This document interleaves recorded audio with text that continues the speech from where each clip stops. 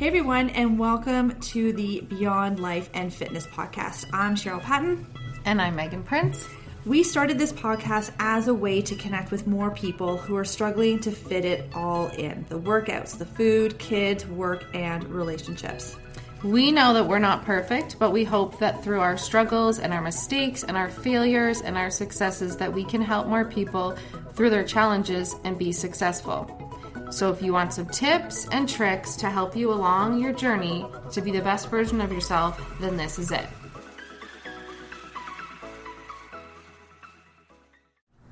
All right, so with kids heading back to school, fall around the corner, a lot of people see September as a new January, right? So we almost have like two different Januaries in the year, actual January 1st, and then kids going back to school. As we get back into schedules, we have less vacation time coming up. Kids are getting back into their extracurricular activities.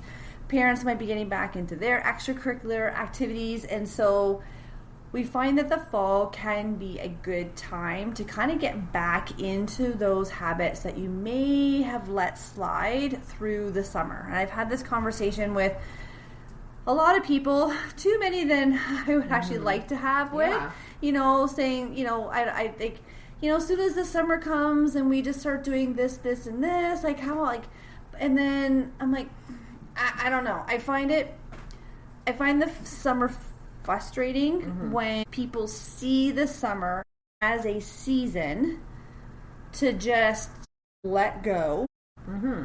Then see the fall as another season as well. We just restart.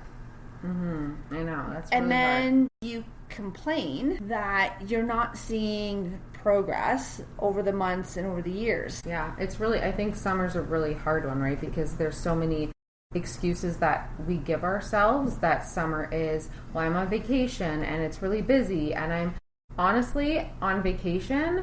You can 100% stick to your meal plan. I mean, if you're traveling and you're camping like in the middle of nowhere, but like Airbnbs, cottages, you're going to get groceries anyway. So The thing is, and you have more time to meal prep when you're on vacation because you have nothing else like around. And who wants to feel bloated in a bathing suit? No, that's the worst thing. I always like when we're on all-inclusives and I would see people like sitting and eating these huge meals right by the pool. There's something for me that like just doesn't go together. I'm like, those two just don't pair together. When I'm like, I just feel like when it's sunny and I'm in my bathing suit, I want to have salads and smoothies and things that like I feel make you feel good, that make me feel better, right? So I think summer's kind of like. And it's not that in the summer you can't have that drinks, ice cream. You can't have that one drink with your friend. That you can't have the s'mores with your kids. At the bonfire. You can. It's just that that's not where the primary focus lies. Yeah, I think, and then, so we're talking about kind of like resetting and thinking about. Getting them back on track for the fall as the kids get back to school. So I think looking back and reflecting on what went good last year, what things didn't go good last year, so that you can kind of like, what's my new plan?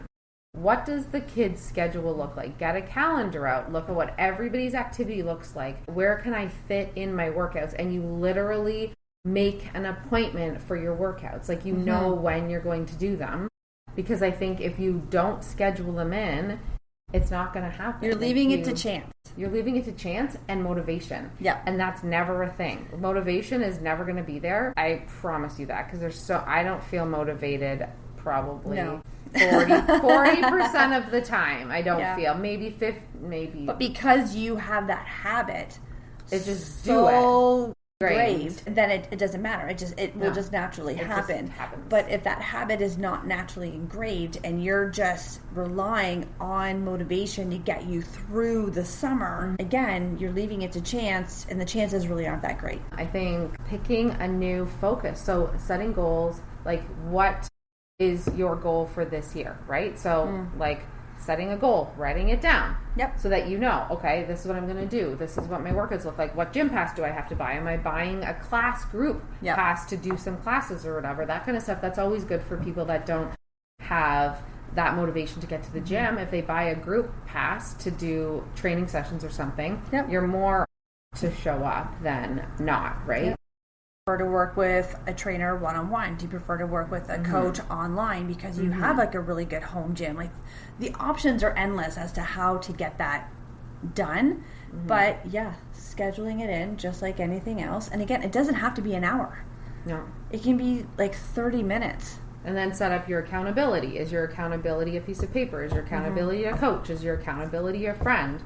So I think starting September, what's my accountability going to be? Because we as humans suck at accountability in general. So what's your accountability going to be like when you start September? What's my goal? What's my accountability? What's my schedule look like? Where can I get these workouts in? Those are like, I think. And you can set up milestones for yourself as well, like whether it's a 3-month Milestones milestone, is a great. 4-month milestone. And, you know, if you hit that milestone with whatever goal it is you set out to do, okay, then if you are the type of person that needs a reward system attached to that, Then set that up and figure it out. So if you know that you want to, I don't know, I'm going to go away from fat loss right here. So say you want to increase your squat by 20 pounds. And you do that over a 12 or 16 week process. Okay, what is your reward for doing that? Is it a new pair of shoes? You need a new pair of shoes. It could be something completely free. Maybe it's going out. I don't know. It can be anything. Rewards can be anything. We see people do so well when they have a trip planned. Yep. So or a photo shoot. Or a photo shoot, right? So people have, when you have something that you're working towards, it doesn't necessarily always have to be this huge goal. But when you have these little increments of goals set for yourself, then you're more, like when I'm doing a show, I'm so much more focused on what I'm doing because I have a streamlined focus to where I want to go. So having those little goals of what you want to do throughout the year, a trip's a big one. People always want to look better for a trip. So maybe set yourself a goal of a trip. But I feel like sometimes I caution people on always having that goal specifically because then when they don't have it, they're like, screw it, I'm just like, you know, I'm way off. But if you just have little consistent, like little tiny goals, maybe it doesn't have to be like, I want to lose 15 pounds. It's like, I want to do a chin-up. I want to do a push-up. I want to be able to walk 10 kilometers. I want to be able to run 5 kilometers. If you have little tiny increment goals. I want these pants to fit me better. I want this top to fit me better. Yes, those can all be little goals that you work towards. And then hopefully, and this is sort of what coaches want for their clients, is that in this whole process of going from point A to point B, is that you really start to enjoy what that journey is getting there. Because if all you do is focus on that end destination and you completely ignore everything that's happening in the middle with that journey, then you're going to slide back. Because it's in that journey where you learn how you work, how you think, how you behave, how you sabotage yourself. Exactly. Yeah, and you get to learn all that stuff. And so it's not even like, let's just get to that goal. You get to learn so much along the way. You're doing that. And it's in that learning that you learn the habits that are going to keep you going when you're not motivated.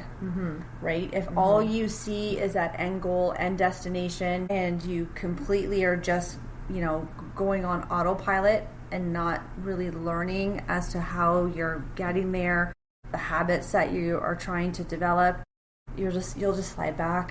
And I always think back to people that are so busy and they're paying for a gym membership and they never use it.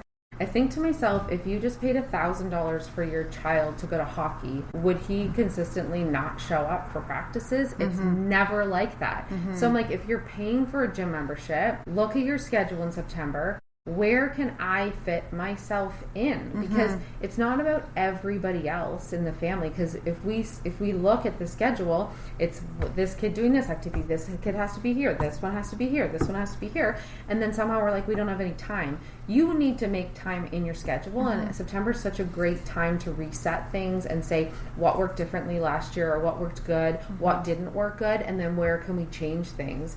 And then again, making sure to make that time scheduled for you, because September for people does feel like a restart, a reset. And so then you reset making you a priority again. And again, it doesn't have to be 5 days a week. It can be 2 or 3. It doesn't have to be for an hour. It can easily be just 30 minutes. You know, it could be that you drop your kids off to A, B, and C. You quickly run, do a 20-minute workout, and then you start your pickup route. Like, yeah, exactly. There's different ways that you can make it work rather than sitting in your car and scrolling through your socials. Right? It's just where you decide to put the priority. Time and effort. Yeah, So exactly. September, set your goals, look at your calendar, set little incremental goals for yourself, and make sure that you have made time and prioritize yourself in the calendar and not just the kids stuff. And not just the kids. Yeah. Thanks everybody for listening today, and we truly appreciate you. And let us know what your biggest takeaway was today, and if you have any questions you want answered on the podcast. Don't forget to rate, review, and subscribe to this podcast to automatically receive your episodes and to help us reach more listeners. We would love to connect with you on our socials, either Facebook or Instagram, with links in the show notes. Till next time, keep taking those small steps towards your best life.